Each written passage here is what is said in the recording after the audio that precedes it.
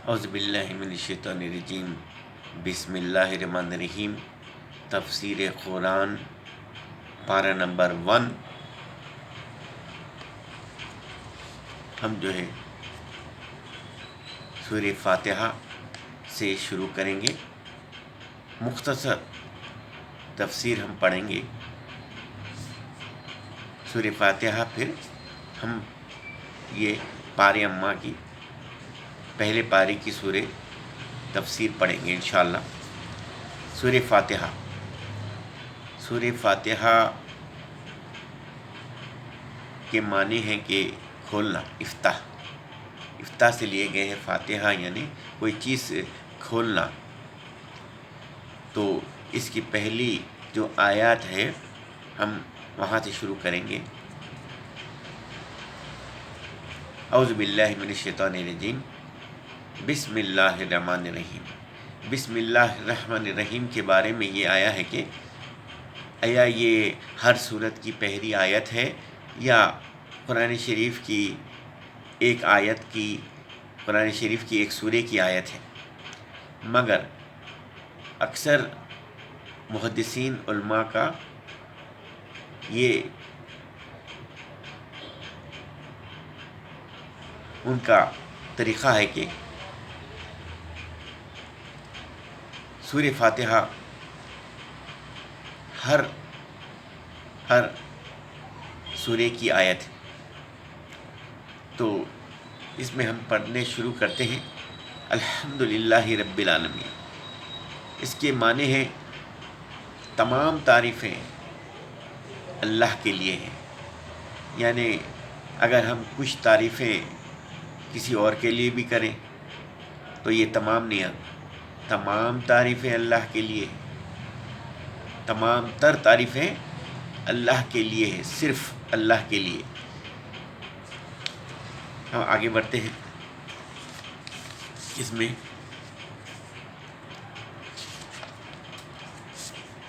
الرحمن الرحیم، مالک یوم الدین، جو بڑا مہربان نہایت رحم والا ہے، بدلے کے دن کا مالک ہے۔ الرحمن الرحیم کے بارے میں علماء اکرام کہتے ہیں رحمان جو ہے وہ اللہ تعالیٰ کی صفت ہے، اور رحیم بھی۔ رحمان جو ہے وہ سارے مخلوق پہ اللہ رحم کر رہا ہے اس دنیا میں، یعنی مسلمان پہ بھی غیر مسلمان پہ بھی رحم کرتا ہے، اور ہر مخلوق کو اللہ کے رحم کے بنا پر ہی اسے رزق دیا جاتا ہے، اسے زندگی دی جاتی ہے۔ یعنی رحمان جو ہے وہ وسیع ہے، پوروں کے لیے ہے، ہر مخلوق کے لیے اللہ رحمان ہے۔ مگر رحیم جو خاص ہے قیامت کے دن کے لیے، قیامت کے دن سے لے کر جنت میں جانے تک رحیم، یعنی قیامت کے دن اللہ جو ہے وہ یہ صفت رحیم استعمال کرے گا، یعنی رحیم جو ہے وہ صرف مسلمانوں کے لیے ہے، خاص مسلمانوں کے لیے، جو اللہ تعالیٰ کا رحم صرف مسلمانوں کے لیے ہوگا قیامت کے دن، اور کسی اور کے لیے، غیر مسلم کے لیے نہیں ہوگا۔ تو جب نہیں ہوگا تو ان کا فیصلہ دوزخ کے لیے کیا جائے گا، اور جس کے لیے رحیم ہے ان کے لیے فیصلہ جنت کا کیا جائے گا۔ اور آگے ہم پڑھتے ہیں مالک یوم الدین، قیامت کے دن کا مالک خاص اللہ ہے۔ یعنی مطلب یہ ہوا اس دنیا میں تو کسی انسان مالک ہوتا ہے کچھ چیزوں کا، ہاں، کوئی گھر کا مالک، کوئی اپنے سامان کا مالک۔ قیامت کے دن ساری انسانیت کو اللہ تعالیٰ جب اٹھائے گا تو بغیر کپڑوں کے اٹھائے گا، ننگے اٹھائے گا، مردوں کو ختنہ کے بغیر اٹھائے گا۔ تو اس طرح سے وہ لوگ بغیر کسی چیز کے آئیں گے، تو ظاہر بات ہے وہ کسی چیز کے مالک نہیں ہوں گے، اللہ کا حکم چلے گا قیامت کے دن۔ ایاک نعبد و ایاک نستعین، ہم تیری ہی عبادت کرتے ہیں اور تجھے سے مدد مانگتے ہیں۔ یعنی اللہ کی عبادت کریں اور غیر اللہ سے مدد مانگیں۔ غیر اللہ میں بزرگان دین، اولیاء کرام، امام خود اللہ کے رسول صلی اللہ علیہ وسلم بھی غیر اللہ میں ہی آتے ہیں۔ اگر ہم اللہ کو چھوڑ کر اللہ کے رسول صلی اللہ علیہ وسلم سے یا صحابہ کرام رضی اللہ عنہ اجمعین سے یا کوئی بھی امام سے یا بزرگان دین سے یا اولیاء اللہ سے ہم مانگیں یا واسطہ وسیلہ بنا کے مانگیں یا بغیر واسطے وسیلے کے مانگیں، اس سارا شرک میں آئے گا۔ اسی لیے اللہ ہم روز سورہ فاتحہ میں ہمیں سکھا گیا کہ ایاک نعبد و ایاک نستعین، ہم صرف تیری ہی عبادت کرتے ہیں اور تجھی سے مانگتے ہیں۔ اگر ہم عبادت اللہ کی کریں اور غیر اللہ سے مانگیں تو یہ شرک ہو جائے گا۔ آگے ہم پڑھتے ہیں، اہدنا الصراط المستقیم، دکھا ہمیں سیدھا راستہ۔ سیدھا راستے کے معنی یہ کہ ایسا راستہ جو اللہ تعالیٰ نے پیغمبروں کو چلایا تھا، پھر پیغمبروں کے بعد ان کے ماننے والے صحابہ کو اور حواریوں کو اللہ تعالیٰ نے ایسا راستہ، ایسے راستے پہ چلایا تھا، تو اسے کہتے ہیں صراط المستقیم۔ صراط کے معنی راستہ، مستقیم یعنی استقامت والا راستہ۔ ایسا استقامت یعنی ایک وقت اللہ کی یعنی اللہ کی ہدایت مل گئی پھر آگے نہ ملی تو پھر یہ صراط المستقیم نہیں ہوگا، کیونکہ انسان بھٹک جائے گا۔ تو ہمیں یہ مانگنا ہے کہ اہدنا الصراط المستقیم، دکھا ہمیں سیدھا راستہ۔ سیدھا راستہ یعنی ہم اس پہ استقامت رہیں، ہم اسی راستے پہ چلتے جائیں بھٹکے نہ۔ جب بھٹک جائیں گے ہم تو پھر مستقیم سے ہٹ جائیں گے۔ تو یہ اس کا مطلب ہے صراط الذین انعمت علیہم غیر المغضوب علیہم ولا الضالین، ان لوگوں کا راستہ جن پر تو نے انعام اکرام کیا ہو، ان کا نہیں جس پہ تیرا غضب نازل ہوا، اور نہ گمراہوں کا۔ تو اس پہ یہود اور نصارہ مراد ہے۔ غیر المغضوب علیہم ولا الضالین سے یہود اور نصارہ مراد ہیں۔ یہاں صراط الذین انعمت علیہم کی جو تفسیر میں ہے کہ ان لوگوں کا راستہ، یہ پہلے سیدھا راستہ مانگا۔ سیدھا راستہ کون سا راستہ؟ ایسا راستہ جس پر تو نے انعام اکرام کیا ہو، یعنی انعام اکرام کس پہ؟ شہداء یعنی صدیق، شہداء اور جو ہے ایسے لوگوں کا راستہ، ایسے لوگوں کا راستہ جس پر پیغمبر چلے ہیں، ایسے رستوں کا راستہ پیغمبر کے ماننے والے چلے ہیں، یعنی صحابہ کرام چلے ہیں۔ تو ایسا راستہ جس پہ تو نے انعام اکرام کے چلنے کے بعد انعام اکرام کیا ہو، کسی کو زندگی میں بھی دے دیا، جیسا کہ جو ہے عشرہ مبشرہ ہے، زندگی میں جنت کی بشارت مل گئی۔ تو ایسا راستہ صراط مستقیم پہ چلنے سے انہیں زندگی میں ہی بشارت مل گئی۔ تو آگے بڑھتے ہیں، غیر المغضوب علیہم ولا الضالین، نہ ان کا تیرا جس پر تیرا غضب نازل ہوا، نہ گمراہوں کا۔ تو ایک جو قوم یہودی ہے ان کو علم ہے، مگر انا، غرور، تکبر کی وجہ سے وہ لوگ صحیح راستے میں نہیں چلتے علم ہونے کے باوجود۔ اور ایک ہے نصارہ، کرسچنز ہے، آج کل کے کرسچنز یعنی نصارہ ہیں جو حضرت عیسیٰ علیہ السلام کی قوم ہے، وہ لوگ جو ہے گمراہ ہے، علم بھی نہیں ہے اور جاننے کی کوشش بھی نہیں کرتے، گمراہ ہیں۔ آمین۔ آگے ہم پھر شروع کرتے ہیں سورہ بقرہ۔ سورہ بقرہ کی فضیلت میں کہا گیا ہے کہ اللہ کے رسول نے فرمایا اپنے گھروں کو قبرستان مت بناؤ، کیونکہ جس گھر میں سورہ بقرہ کو پڑھا جائے اس میں شیطان داخل نہیں ہوتا۔ سورہ بقرہ کی یہ فضیلت میں ہے۔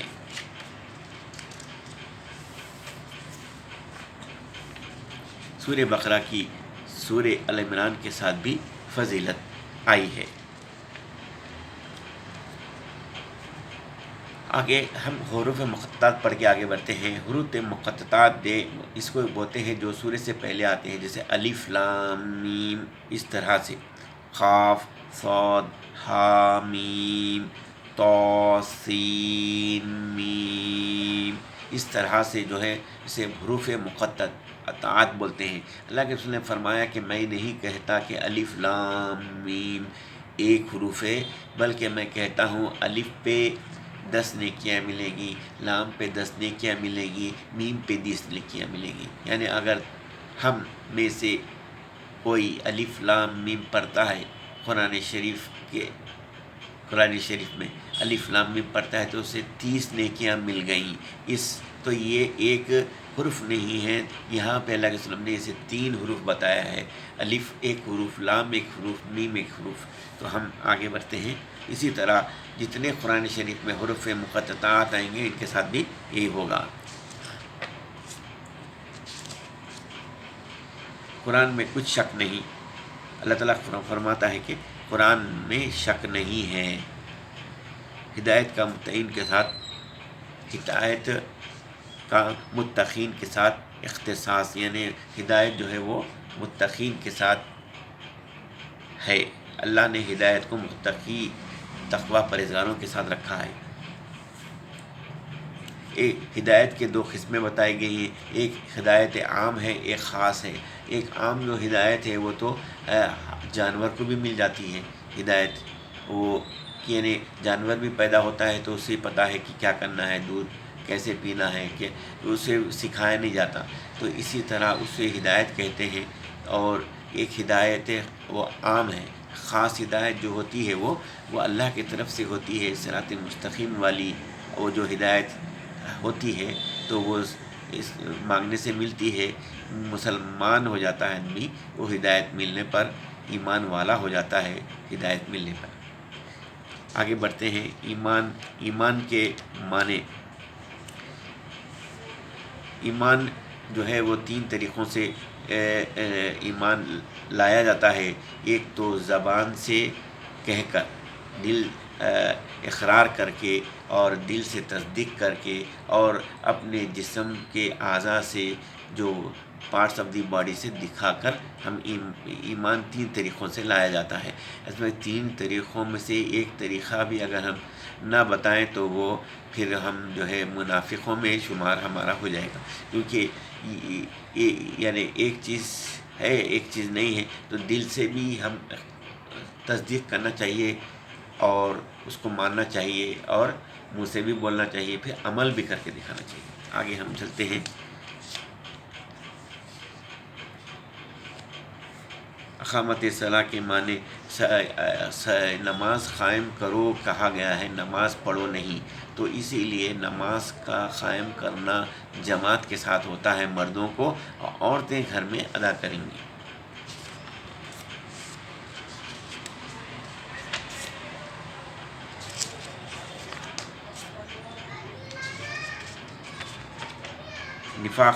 نفاق کے معنی یہاں بتائے گئے ہیں. اس بارے میں نفاق کے معنی یہ ہیں کہ جو ہے نا، ظاہری میں جو ہے اچھائی بیان کرتا ہے انسان، اور برائی اپنی یعنی چھپا لیتا ہے. ظاہری میں بیان کرتا ہے یعنی کہ اب یہ سامنے یہ ہوتا ہے کہ بھائی میں نے نماز پڑھی ہے اور میں ذکر کرتا ہوں، اذکار کرتا ہوں، ساری چیزیں ظاہر، حالانکہ وہ ظاہری میں یعنی سامنے کرتا ہے، پیچھے نہیں کرتا.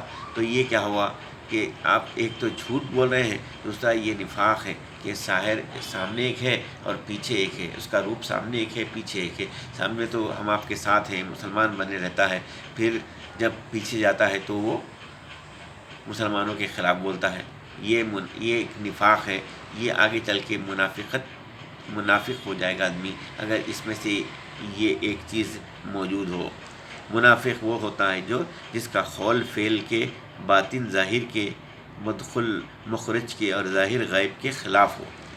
یہ 3 چیزیں ہیں، جس کا قول فعل، یعنی قول یعنی جو بولتا ہے وہ الگ ہے، اور اس کا جو عمل ہے وہ الگ ہے، اور باطن الگ ہے اور ظاہر الگ ہے، اور مخرج کے اور ظاہر غیب کے خلاف ہو.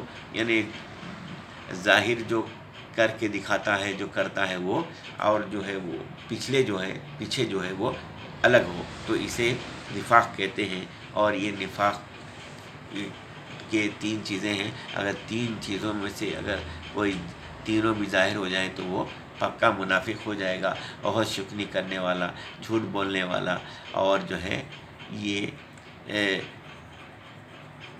اپنے وعدہ خلافی کرنے والا. 3 چیزیں اگر اس میں موجود ہوں تو پھر وہ پکا منافق ہو جائے گا. اسے احتیاط کرنا چاہیے. اللہ کو کون دھوکہ دے سکتا ہے بے شک اللہ کو دھوکہ کوئی نہیں دے سکتا، انسان خود اپنے آپ کو دھوکہ دیتا ہے۔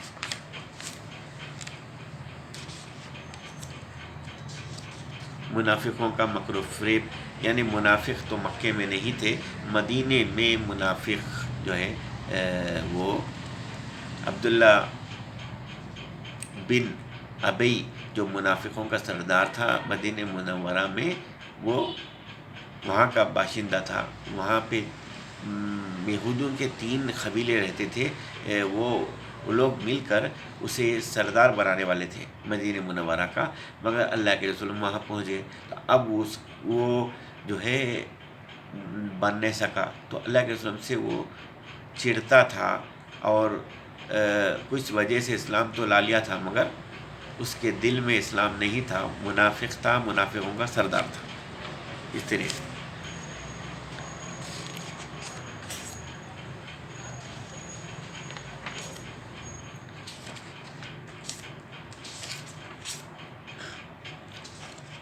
توحید الوہیت کا ذکر ہے اس میں۔ توحید الوہیت کا مطلب یہ ہے کہ عبادت میں شرک، عبادت یعنی نذر و نیاز، جس نذر اللہ کرنا چاہیے، نذر اللہ اور منت، ساری چیزیں ہم اللہ سے مانگنی چاہیے۔ اگر اللہ کے بجائے ہم اللہ کے رسول صلی اللہ علیہ وسلم سے مانگتے ہیں یا بزرگان دین، اولیاء اللہ، ولی اللہ، کسی سے بھی مانگتے ہیں تو وہ شرک ہو جائے گا۔ عبادت، منت مانگنا عبادت ہے، نذر مانگنا عبادت ہے، نیاز کرنا عبادت ہے۔ یہ نیاز کے لیے کوئی چیز مخصوص کر دینا وہ بھی عبادت ہے، اور جو ہے یہ منت مانگنا کہ اگر یہ کام ہو جائے تو میں یہ کروں گا، تو یہ بھی عبادت ہے۔ ساری چیزیں عبادت ہے۔ اگر یہ کسی اللہ کو علاوہ کسی کو لیے کیا جائے، بھلے ہی اچھے آدمی پیغمبر کے لیے ہی کیا جائے تو وہ شرک ہو جائے گا۔ آگے ہم پڑھتے ہیں۔ رسول اللہ علیہ وسلم کی رسالت کا اثبات، یعنی کہ اگر کسی کو اللہ کے وسلم کی کو پیغمبر مبعوث کرنے کے بعد سے لے کے قیامت تک اگر کوئی جو ہے اللہ کے وسلم پر ایمان نہ لائے تو وہ مسلمان نہیں ہے، بھلے ہی وہ اسلام کے سارے اراکین ادا کرتا ہو۔ تو اللہ کے رسول پر ایمان لانا یہ جو ہے اسلام کا سب سے بڑا پلر ہے۔ کلمے کا دوسرا جز وہی ہے کہ شہادت دینا ہے، اشہد ان لا الہ الا اللہ و اشہد ان محمدً عبدہ رسولہ۔ اس طرح سے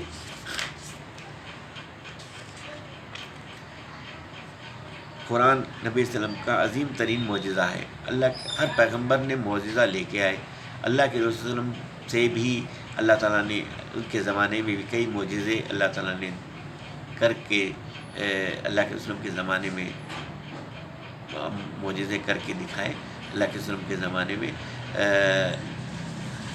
مگر قرآن ایسا معجزہ ہے جو قیامت تک ایک معجزہ رہے گا۔ باقیہ معجزے وہ رسول کے ساتھ ہی ختم ہو گئے، مگر ایک معجزہ ایسا ہے جو اللہ کے رسول کا معجزہ جو قرآن شریف کی قرآن کے حالت میں کتاب کی شکل میں ہے، جو قیامت تک معجزہ ہے، اور اللہ تعالیٰ نے قرآن شریف میں کہا کہ اس کی حفاظت ہم کریں گے، یعنی قرآن اور اس کا ایکسپلینیشن جو ہے وہ حدیث صحیح کا اس کا اللہ نے ذمہ داری لی ہے۔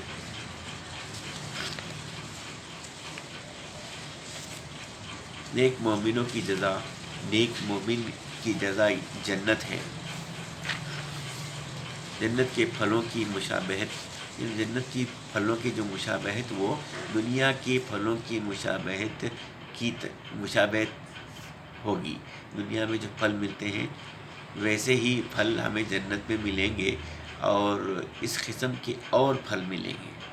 جنت کے پھل بھی ملیں گے، دنیا کے جیسے پھل بھی ملیں گے، اور بھی کئی قسم کے پھل جو ہم نے دنیا میں نہ دیکھا ہو وہ بھی پھل ہمیں وہاں موجود ملیں گے۔ اہل جنت کی بیویاں پاک ہوگی، یا پاک ہونے کے مطلب نفاس، حیض، یہ ساری چیزیں جو دنیا میں عورتوں میں ہوتا ہے، یہ ساری چیزوں سے عورتیں پاک ہوں گی وہاں پہ۔ دنیا کی مثال اللہ تعالیٰ فرما رہے ہیں، دنیا کی الدنیا جنت جنت الکافر، الدنیا جنت الکافر اور مومنوں کے لیے قید خانہ ہے. الدنیا جنت الکافر و سجن المومن و جنت الکافر. الدنیا سجن المومن و جنت الکافر، مومنوں کے لیے قید خانہ ہے اور جو ہے اور مشرکوں کے لیے، کافروں کے لیے وہ کیا ہے؟ جنت ہے. دنیا جنت ہے، کافروں کے لیے جنت ہے، مسلمانوں کے لیے کیا ہے؟ قید خانہ ہے. الدنیا سجن المومن و جنت الکافر، یہ حدیث شریف ہے. اور آگے ہم بڑھتے ہیں.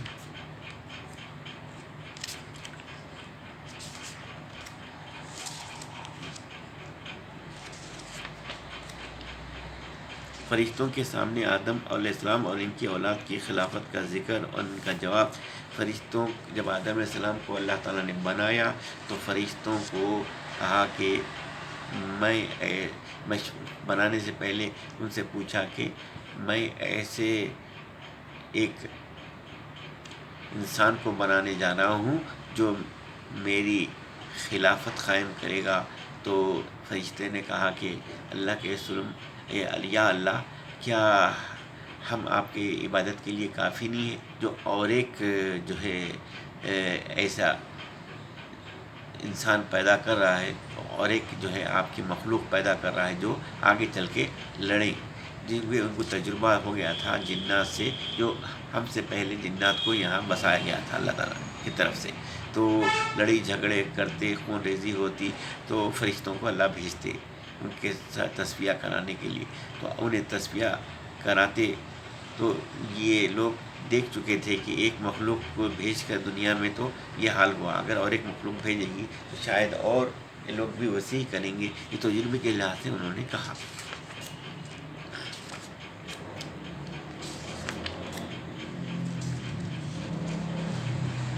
ابلیس کو بھی حکم سجدہ تھا اگرچہ کہ یعنی جو حکم دیا گیا تھا حضرت آدم علیہ السلام کو سجدہ کرنے کا، تو وہ فرشتوں کو دیا گیا تھا اور ابلیس ان کے ساتھ تھا، مگر ابلیس نے سجدہ کرنے سے انکار کر دیا، اس وجہ سے کہ اس نے یہ اپنے طریقے سے سوچ لیا کہ مٹی جو ہے وہ حقیر ہوتی ہے بنسبت کے ایک آگ کے شعلے سے، لہٰذا اس نے انکار کر دیا میں آگ کے شعلے سے بنا ہوں اور یہ مٹی سے آدم کو بنایا گیا ہے، لہٰذا میں انہیں سجدہ نہیں کروں گا.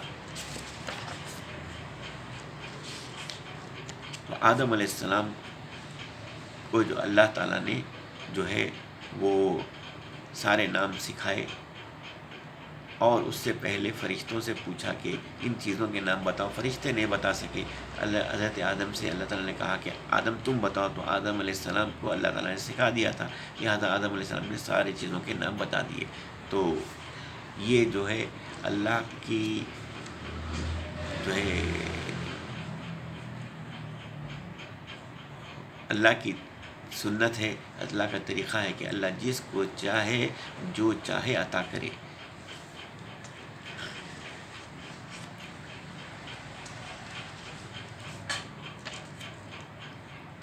آدم علیہ السلام کو اللہ تعالیٰ نے توبہ کی توفیق دی اور انہیں کچھ جو ہے دعا کے الفاظ سکھائے. انہی دعا کے الفاظ سے حضرت آدم علیہ السلام نے دعا مانگی. ربنا ظلمنا انفسنا وان لم تغفر لنا ترحمنا لنکونن من الخاسرین. یہ دعا کی تو اللہ تعالیٰ نے یعنی انہیں معاف کر دیا، ان کو اور ان کی بیوی کو، دونوں نے یہ دعا مانگی. وہ اس لیے مانگی تھی کہ اللہ نے جب انہیں جنت میں چھوڑا تھا تو کہا تھا کہ اس جنت میں جو کھانا کھاؤ پیو مگر اس جھاڑ کے قریب نہ جانا، مگر ان سے غلطی ہو گئی. شیطان نے ورغلایا کہ یہ جو جھاڑ کو تم کو کھانے سے منع کیا گیا ہے اس لیے کہ اگر یہ جھاڑ کے کوئی پھل تم کھا لیں گے تو ہمیشہ کے لیے تم زندہ رہو گے، تمہیں موت نہیں آئے گی. یہ وجہ تھی.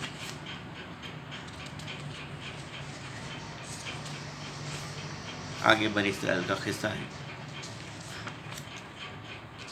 نیکی کا حکم دینے اور خود عمل نہ کرنے پر تشویش ہے کہ نیکی کا جب حکم دیتے ہو تو خود بھی جب کریں تو حکم دینا تو بہتر ہے۔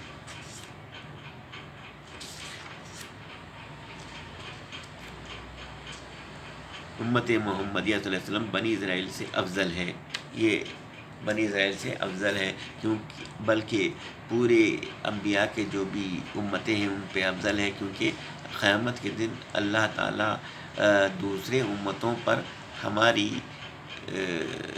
بات کو لے گا، ہماری جو ہے ہم پہ ہم ان کی جو ہے نا ان کی طرف ہم جو ہے وہ امت پہ پیش کیے جائیں گے اور ہمارے اوپر اللہ کے رسولوں کو پیش کیا جائے گا۔ اس طرح سے ہم جو ہے ہماری امت یعنی اللہ کے رسول کی امت کو سبقت حاصل ہے کہ وہ دوسری امتوں پر پیش کی جائے گی قیامت کے دن۔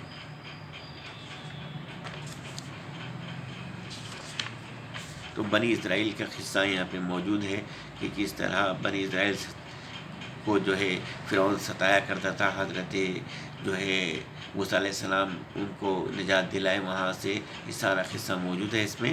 تو اس کے بعد فرعون کو اللہ تعالیٰ نے نافرمانی کی وجہ سے غرق کر دیا، اور موسیٰ علیہ السلام کو اور بنی اسرائیل ان کے ساتھ جو تھی ان کو جو ہے دریا کے سمندر کے اس پار بھجا دیا۔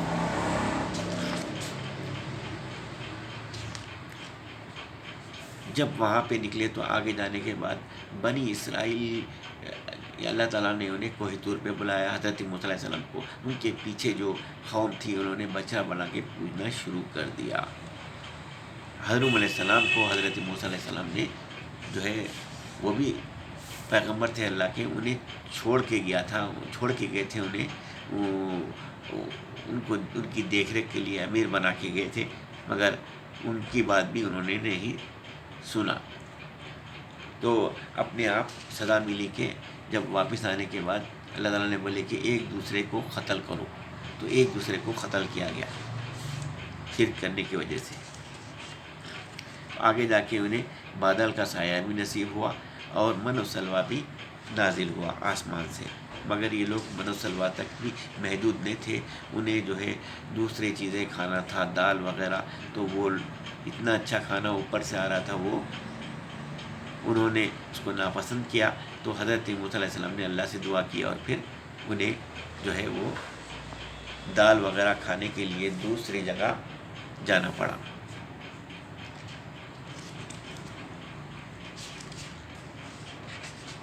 یہودیوں کی مذمت کے فتح کے موقع پر انہوں نے شکر کے بجائے تلبیس کو اختیار کیا، یعنی شکر کرنے کے بجائے ان لوگوں نے اللہ کا حکم نہ مانا۔ جب انہیں کہا گیا تھا کہ وہاں سے جو ہے وہ گزر ہو تو وہ سجدے کی طرح سجدہ کرتے ہوئے وہاں سے گزریں، جو بیچ میں ایک پہاڑ ملے گا اس میں سے، وہ غار میں سے، مگر انہوں نے چتا لے کے گئے کہ نافرمانی کی۔ پھر آگے چل کے کیا ہوا، اللہ تعالیٰ نے انہیں پانی ہونا تھا تو 12 چشمے پھوٹ پڑے، اور ہر قبیلے والے 12 قبیلے تھے بنی اسرائیل میں، اور اپنا اپنا چشمہ انہوں نے پہچان لے کے اس کا نام لکھ لیا۔ یہودیوں کا بارے میں ہے یہ۔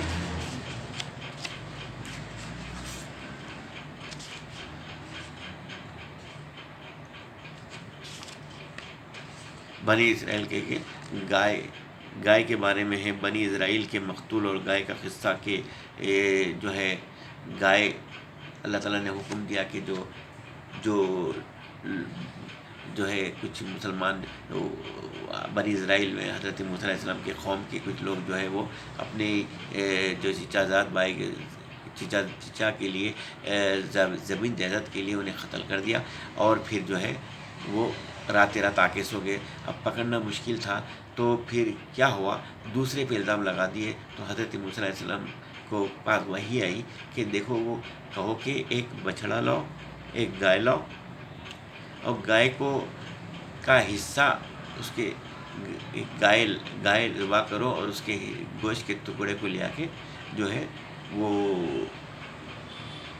اس مردے کو لگاؤ، جس کی لاش کو، تو پھر لاش اٹھے گی اور جو اس نے قتل کیا اس کا نام بولے گی، تو پھر بول کے پھر وہ مر گیا۔ تو اس طرح سے یہ قصہ وہ ہوگا۔ تو گائے کیسی ہونی چاہیے، کیا ہونی چاہیے، انہوں نے اس میں پورا حضرت موسیٰ علیہ السلام سے پوچھا ہے۔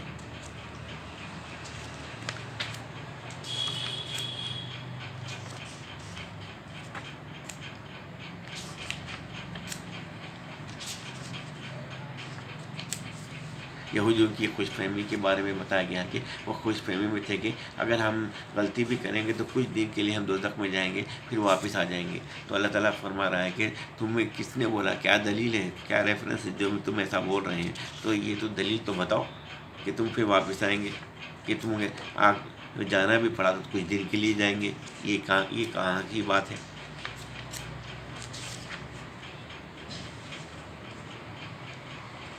یہودی نبی صلی اللہ علیہ وسلم کی بعثت کے منتظر تھے، لیکن جب آپ مبعوث ہوئے تو آپ کا انکار کر دیا، کیونکہ آپ جو ہے وہ بنی اسحاق سے نہیں تھے، بنی اسماعیل علیہ السلام کی اولاد سے تھے۔ اب دوسرے بیوی کے حضرت ابراہیم علیہ السلام کی پہلی بیوی سے جو ہے وہ اسحاق علیہ السلام، دوسری بیوی سے اسماعیل علیہ السلام تھے۔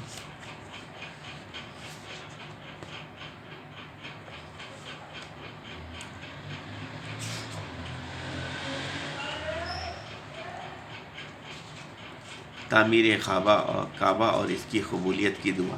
پھر تعمیر کعبہ ہوا، حضرت ابراہیم علیہ السلام نے اسماعیل علیہ السلام کو لے کے کعبے کی تعمیر شروع کر دی، اور کعبہ تعمیر کرتے جاتے تھے اور اللہ سے دعا مانگتے تھے، یا اللہ ہماری اس محنت کو قبول فرما۔ اور یہ جو ہے مختصر تفسیر ہم نے پڑھی ہے، پہلے پارے کی جو ہے اس کے اندر مختصر تجویز ہے، بالکل مختصر۔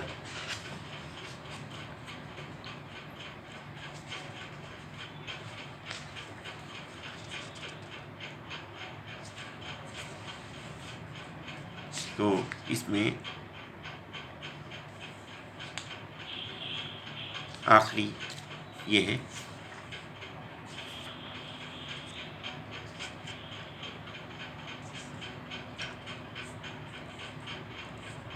کہ لہا ما تلک امۃ قد خلت لہا ما کسبت ولکم ما کسبتم۔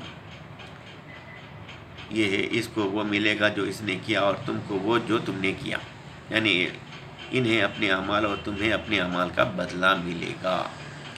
وَلَا تُسْأَلُونَ عَمَّا كَانُوا يَعْمَلُونَ، اور جو عمل وہ کرتے تھے ان کی پرستش تم سے نہیں ہوگی، یعنی ان کی اطاعت و پیروی کے بغیر محض ان کی طرف انتساب تمہارے کچھ کام نہ آ سکے گا۔ لہذا محض نسبت کی وجہ سے فریب خور نہ بنو، بلکہ ان